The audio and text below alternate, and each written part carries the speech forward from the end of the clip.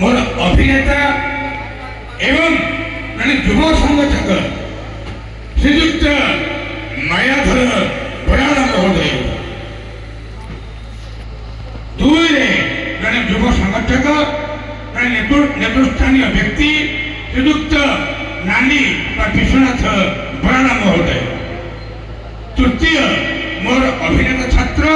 श्रीयुक्त बापी बराड़ महोदय चतुर्थ मोर दीर्घ दिन छात्र ओबिडियंस छात्र श्रीयुक्त प्राणकृष्ण बेहेरा महोदय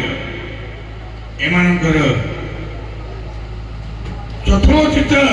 साहाय्य ए नाटक को ए पर्यंत आनी पारी जो माने अहरह निजर कर्मभूमि परित्याग करी गाँव संस्कृति ऐतिह्य परंपरा को बंचे रखा हजार हजार लोक मुखरे हास्य रंजन भाव सृष्टि करने एमाने सतत प्रयास ए बेनागरिया मौजार श्रीयुक्त नवकिशोर प्रधान महोदय एवं ए गाँव समस्त जनता जनार्दन एमान प्रचेषा जारी रखी एवं आज आम मुख्य अतिथि आसीपारे ना श्रीयुक्त शेषदेव नाथ सुशांत नाथ सुशांत नाथ से आसीपारे ना किंतु बैकग्राउंड रे प्रच्छन्न हस्त रही ए नाटक मो गाँव कि भाव में आगे नब एवं मो पछरे ठिया होइथिबा समस्त ना तो जानी युव बंधु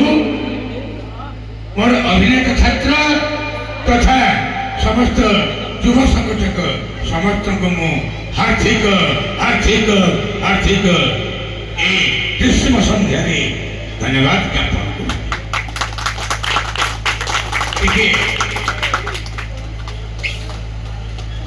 पिलाए युव बंधु पाठी करना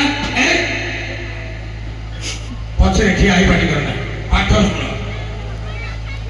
नाटक काहाकू कहंती drama is the criticism of human life German pandit Deussen कहते गाँव में घटुवा सहर में घटुवा समाज में घटुवा समस्त निखुण वास्तव चित्र को नाटक माध्यम प्रस्फुटित कराए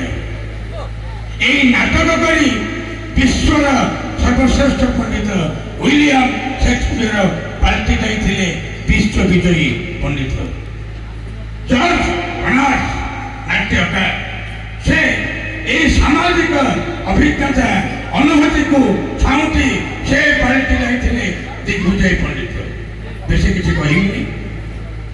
आम नाटक करूँ बहुत कष्ट करुचु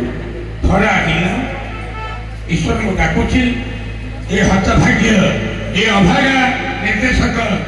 आपण मानक आज रात्रिक भितर किभली भाव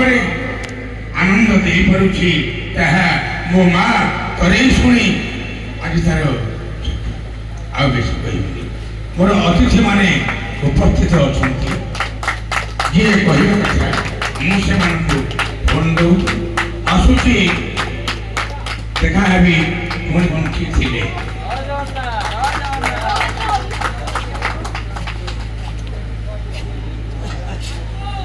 हेलो